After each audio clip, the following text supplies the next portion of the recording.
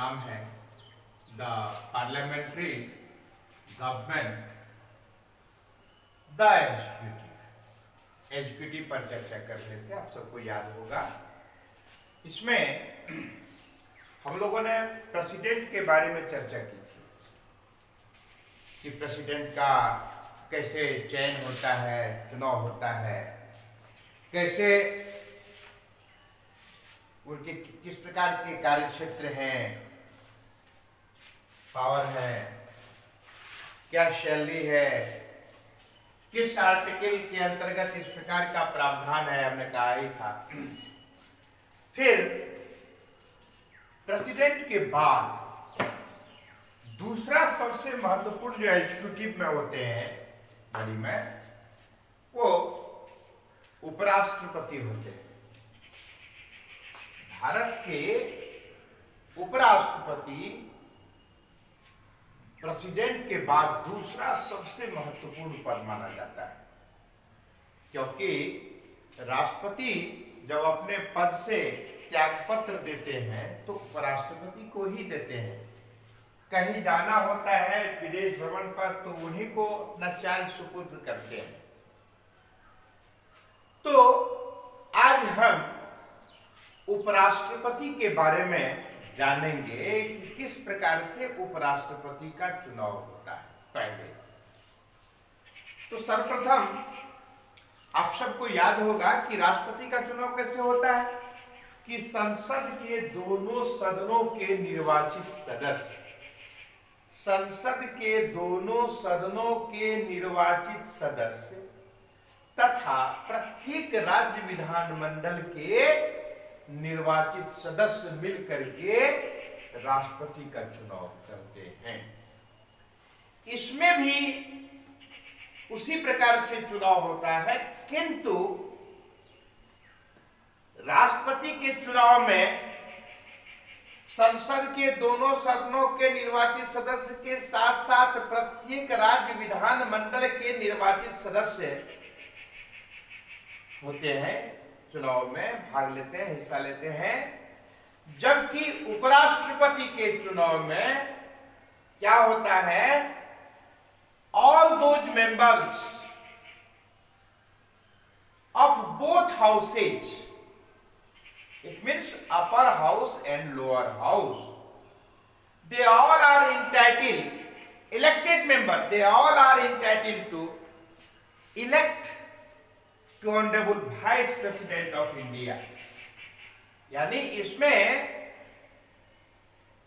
संसद के दोनों सदनों के निर्वाचित सदस्य के द्वारा उपराष्ट्रपति का चुनाव होता है।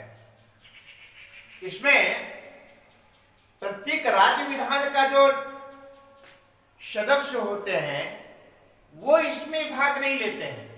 इसमें केवल अंतर याद रखेंगे आप, उपराष्ट्रपति में संसद के दोनों सदनों के निर्वाचित सदस्य होते ही हैं चुनाव में भाग लेने के लिए, और साथ ही साथ प्रत्येक राज्य विधानमंडल के भी निर्वाचित सदस्य होते हैं।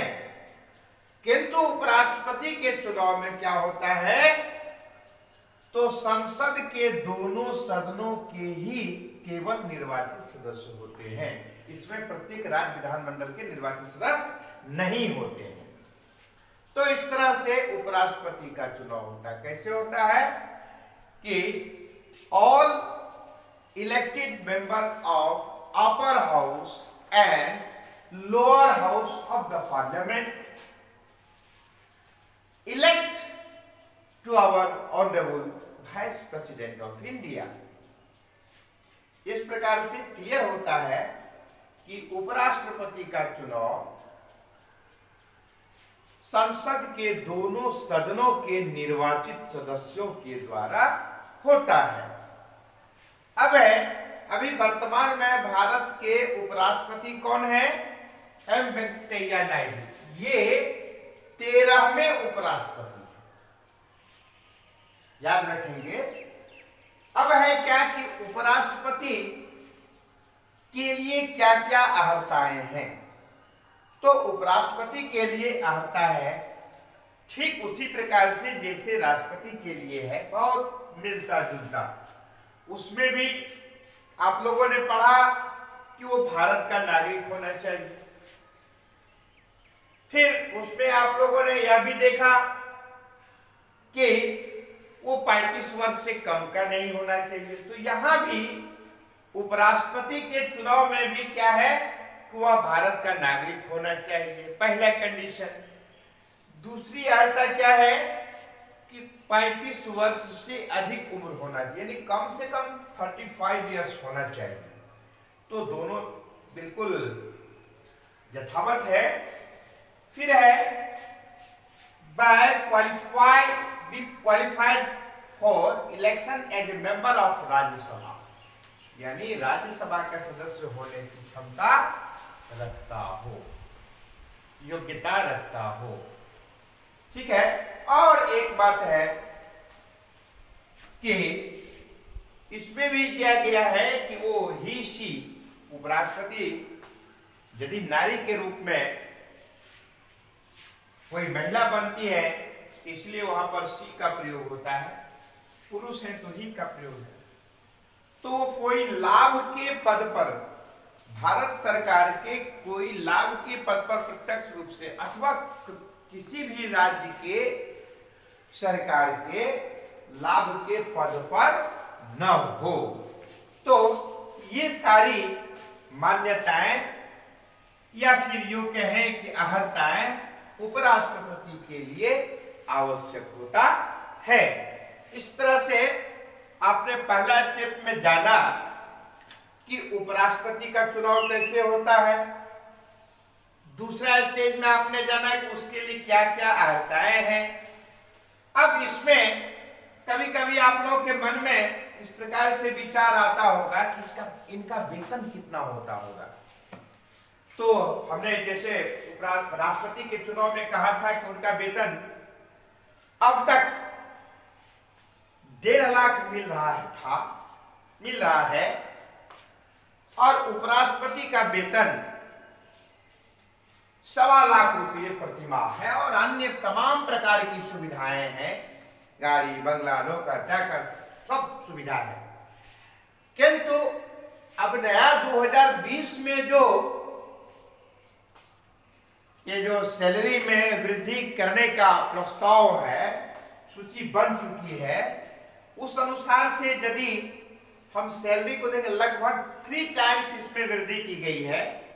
तो उस हिसाब से राष्ट्रपति को 5 लाख रुपये प्रति माह मिलेगा, जबकि उपराष्ट्रपति को 4 लाख रुपये प्रति माह मिलेगा। उसी प्रकार से लोकसभा के स्पीकर को भी 4 लाख रुपये प्रति माह मिलेगा। प्रधानमंत्री को 1,60,000 रुपये प्रति माह प्लस अन्य तमाम सुविधाएं तथा अन्य जो अलावेंस है वो सारी मिलेंगे। तो फिर चीफ जस्टिस ऑफ इंडिया को 2,80,000 रुपये। खैर इट इज अनदर मैटर।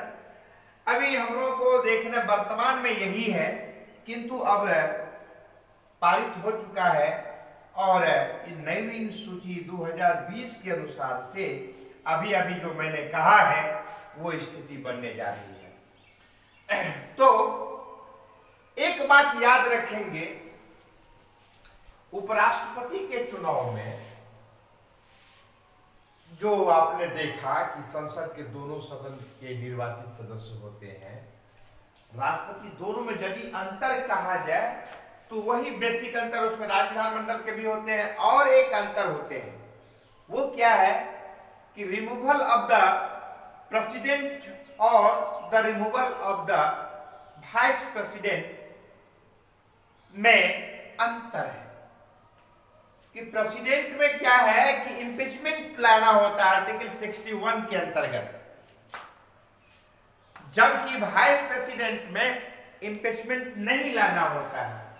इसमें क्या होता है कि अपर हाउस के मेजॉरिटी से, रेजोल्यूशन के द्वारा मेजॉरिटी से उनको एग्री किया जाता है और फिर उसके बाद लोअर हाउस का भी उसमें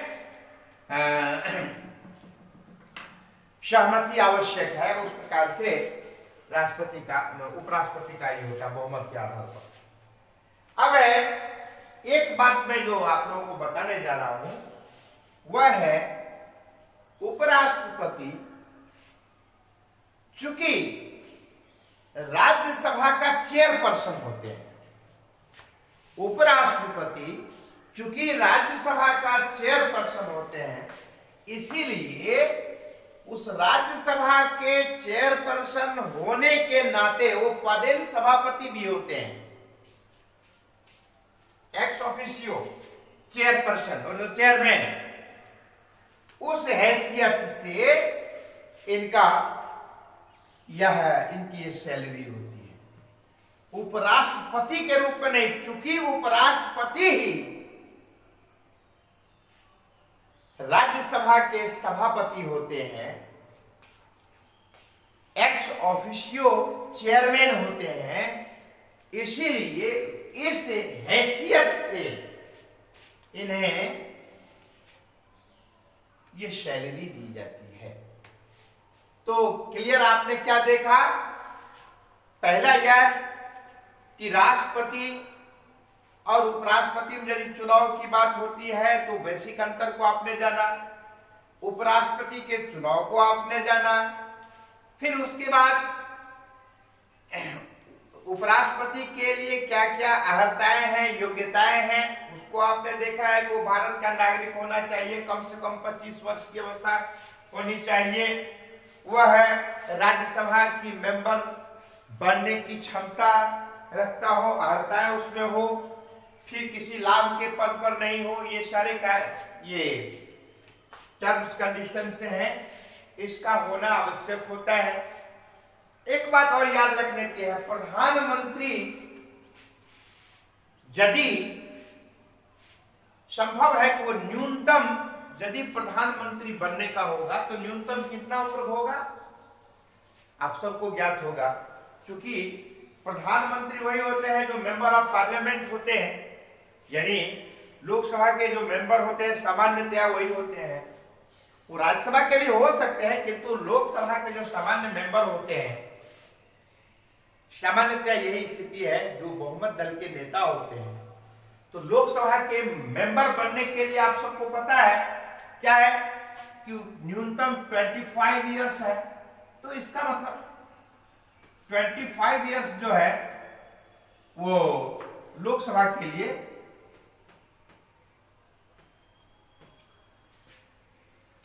तो कम से कम 25 वर्ष अथवा उससे अधिक उम्र के व्यक्ति भी भारत के प्रधानमंत्री बन सकते हैं, किंतु भारत के राष्ट्रपति बनने के लिए, भारत के उपराष्ट्रपति बनने के लिए कम से कम 35 वर्ष का होना आवश्यक होता है। ठीक है, और इसके बाद आपने देखा कि राष्ट्रपति को राष्ट्रपति पद के लिए ये वेतन वैसे आप लोगों के पुस्तक में इस प्रकार से दिया हुआ, जब आप हायर स्टडी में जाएंगे तो क्लियर उसका कॉन्सेप्ट आपको मिलेगा कि उपराष्ट्रपति को उस उपराष्ट्रपति पद के रूप में इस प्रकार से तनख्वाह नहीं, चूंकि वह राज्यसभा के सभापति होते हैं, इसीलिए इस रूप में उन्हें इस प्रकार की वेतन भर्ती का प्रावधान रहता है। तो ये क्लियर हो गया है। आगे हम लोग देखेंगे कि इसके what are the powers and functions of honourable vice president, but today is no more time, so we will discuss about the power and the function of honorable vice president, and you will have to read carefully for further day the power and function of honorable vice president. Today is enough. Thanks.